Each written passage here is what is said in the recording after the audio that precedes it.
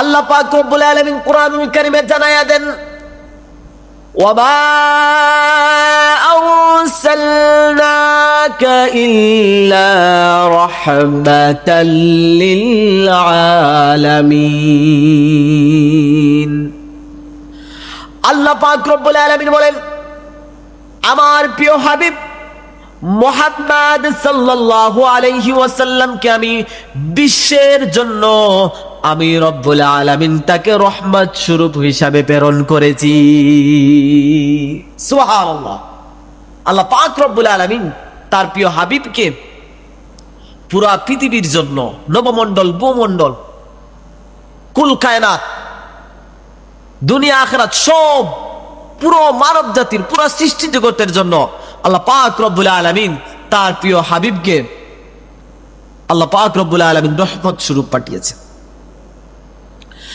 রাসূল সাল্লাল্লাহু আলাইহি ওয়াসাল্লাম শুধুমাত্র মুসলমানদের নবী নয়, রাসূল সাল্লাল্লাহু আলাইহি ওয়াসাল্লাম হলেন গোটা মানব জাতির জন্য রহমত, গোটা মানব জাতির নবী।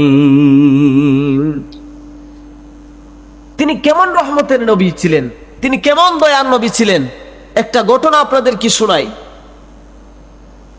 আল্লাহর হাবিব সাল্লাল্লাহু আলাইহি ওয়াসাল্লাম যখন মক্কা বিজয়ের দিন আল্লাহর হাবিব সাল্লাল্লাহু আলাইহি ওয়াসাল্লাম 10,000 সাহাবী নিয়ে যখন আল্লাহর হাবিব মক্কায় প্রবেশ করলেন, মক্কার আনাচে কানাচে কাফেরদের কানে পৌঁছে গেছে মুহাম্মদ সাল্লাল্লাহু আলাইহি ওয়াসাল্লাম মদিনা থেকে মক্কায় 10,000 সাহাবী নিয়ে এসেছেন। আমরা কত নির্যাতন করেছি, কত জুলুম করেছি, অত্যাচার করেছি, দেশ থেকে তাড়িয়ে দিয়েছি, ঘর বাড়ি ছাড়া করেছি, আমাদের পিঠের চামড়া তুলে ফেলবেন তিনি। কাফেরদের কানে কানে পৌঁছে গেল মুহাম্মদ সাল্লাল্লাহু আলাইহি ওয়াসাল্লাম সুপার পাওয়ার নিয়ে 10,000 সাহাবী নিয়ে মক্কায় প্রবেশ করেছেন। মক্কার আনাচে কানাচে অলিতে গলিতে পৌঁছে গেল আল্লাহর হাবিব মক্কায় এসেছেন 10,000 সাহাবী নিয়ে। কাফেরদের হৃদয়ে কম্পন শুরু হয়ে গেল, আমাদের আর বাঁচন নাই, আমাদের পিঠের চামড়া তুলে ফেলবেন, আমরা কত নির্যাতন করেছি, কত জুলুম করেছি। আল্লাহর হাবিব সাল্লাল্লাহু আলাইহি ওয়াসাল্লাম সমবেত উপস্থিত জনতাকে লক্ষ্য করে আল্লাহর হাবিব বললেন, উপস্থিত জনতা শোনো, তোমাদের প্রতি আমার কোনো রাগ নাই।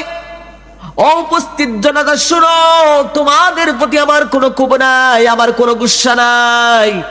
আমার উপর যা জুলুম করেছো আমি তোমাদের সবাইকে সাধারণভাবে ক্ষমা করে দিলাম।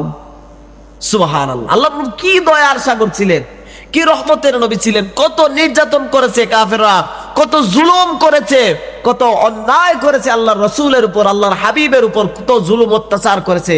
আর আল্লাহর হাবিব মক্কা বিজয়ের দিন এসে বলতেছেন, আমি সবাইকে গণহারে, আমি সবাইকে সাধারণ ক্ষমা ঘোষণা দিলাম। সুবহানাল্লাহ।